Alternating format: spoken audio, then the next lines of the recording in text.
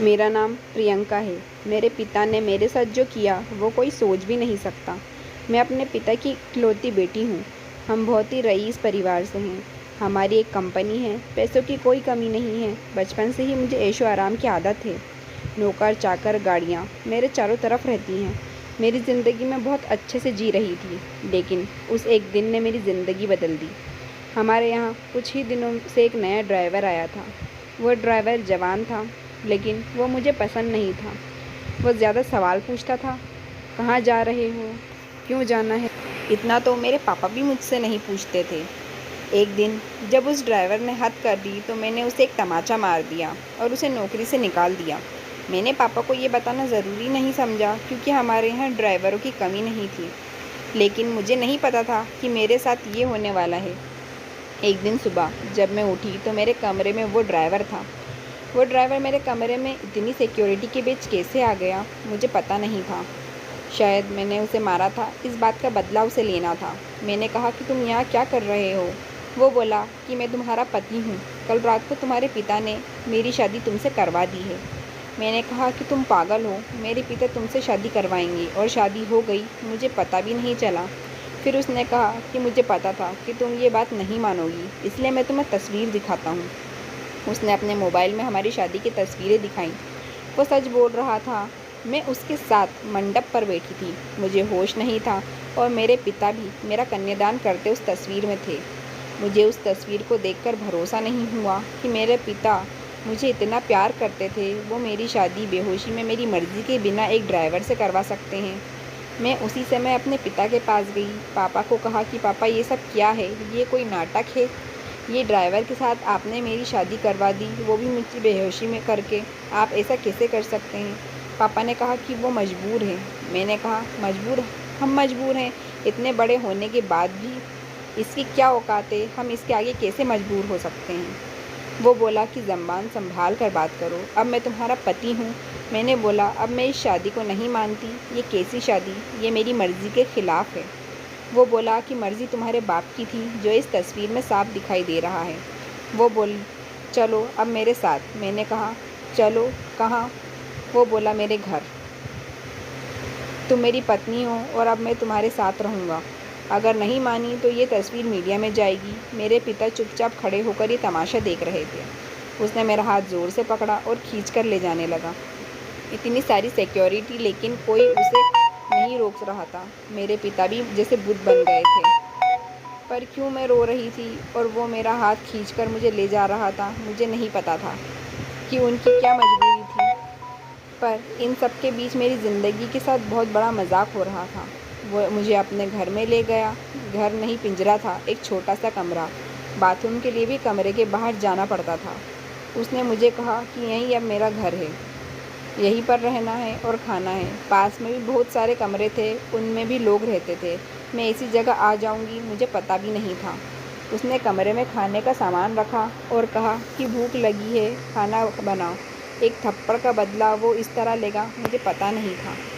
मैंने कहा, मुझे खाना नहीं आता। वो बोला, ठीक है, मैं कहीं खा लूँगा, तुम फिर भूखी रहो। वो इतना कहकर चला गया।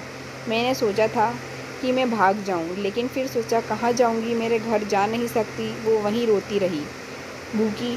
शाम हो गई थी, मुझे भूख लग रही थी। ऐसी भूख मैंने अपनी ज़िंदगी में कभी महसूस नहीं की थी। मैं मेरे कमरे की चौखट पर बैठ गई, रो रही थी।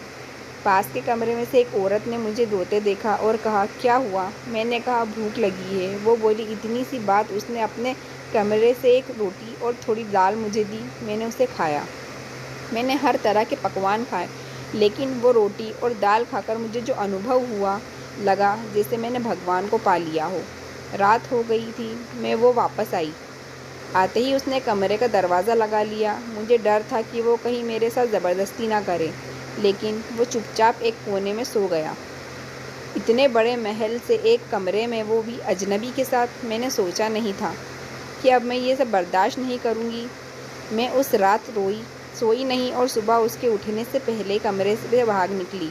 मैं अपने एक दोस्त के यहाँ गई, लेकिन जब मैं उसके घर पहुँची तो उसने मुझे दरवाजे के अंदर नहीं आने दिया। बोला कि तुम्हारे पापा का फ़ोन आया था कि अगर किसी ने तुम्हारी मदद की तो अंजाम अच्छा नहीं होगा। उसने मेरे मुंह पर दरवाज़ा बंद कर लिया। मैंने सोचा था कि वापस उस कमरे में नहीं जाऊंगी, लेकिन कुछ ही घंटों में मैं समझ गई कि मेरे लिए अभी उससे ज़्यादा सुरक्षित कोई जगह नहीं है। इसलिए मैं वापस वहीं लौट आई। मुझे वापस देखकर वो बोला, क्यों आ गई? तुम्हें मुझसे कोई बचा नहीं सकता। मैंने अपने आप को इतना मजबूत पहले कभी महसूस नहीं किया। मैं इसी तरह से वहाँ अपना जीवन काट रही थी। मुझे वहाँ रहते अब 10 दिन हो गए थे। खाना मैं बना नहीं पाती थी, जैसा भी बनता मैं खाती थी। फिर एक दिन मैं चक्कर खाकर गिर गई और जब मुझे होश आया तो मैं अपने पिता के घर थी। सामने मेरे पापा थे। उन्हें देखकर ही मुझे गुस्सा आ गया। मैंने कहा, आप मुझे यहाँ क्यों ले आए? मुझे वहीं मरने क्यों नहीं दिया? उस कमरे में वो ड्राइवर भी था। पापा बोले, बेटा मैंने तुझे कितना समझाया लेकिन तू नहीं मानी, तो आखिरकार मुझे ये तरीका अपनाना पड़ा। तुम जिस माहौल में रहकर 10 दिन में परेशान हो गई हो, उस जगह में उठकर मैंने ये सब बनाया है। तुम्हें ये सब ऐसे ही मिल गया तो तुम्हें इसका कोई कद्र नहीं। तुम शराब के नशे में रहती हो। हमारे घर जो काम करते हैं तुम उन्हें इंसान ही नहीं समझती हो। कितने लोगों को तुमने मुझसे छिपाकर नौकरी से निकाल दिया है। तुम्हें पता है नौकरी क्या होती है, कैसे परिवार चलता है? शायद तुम इन 10 दिनों में कुछ सीख पाई होगी। ये ड्राइवर नहीं, अरुण है, मेरे दोस्त और बिजनेसमैन रमन का लड़का। ये तुमसे शादी करना चाहता था। मैंने ही इसे कहा था कि तुम पहले उसे जान लो। तुम्हें उसने फॉलो किया तो वो समझ गया कि तुम गलत रास्ते पर हो। इसलिए हम दोनों ने मिलकर ये नाटक किया ताकि तुम्हारी आंखें खुल सकें। जिस रात तुम्हारी शादी करवाई थी उस रात भी तुम नशे में घर आई थी। पैसे और ज़िंदगी की कद्र करो, सबके नसीब में ये नहीं होता है। ये सब मेरे लिए था, मुझे सिखाने के लिए, और सच में इन सब ने मेरी आंखें खुल गईं। मैं एक नई इंसान ही बन गई थी। अरुण ने भी मेरा फ़ायदा उठाने की कोशिश नहीं की। मुझे पता चल गया था कि वो मुझसे कितना प्यार करता है। पिता की ये सीख मुझे एक नया इंसान बना गई। दोस्तों, अगर ये कहानी हमारी अच्छी लगी हो तो हमारे चैनल को सब्सक्राइब करें, लाइक करें, शेयर करें, एंड थैंक्स फॉर वॉचिंग।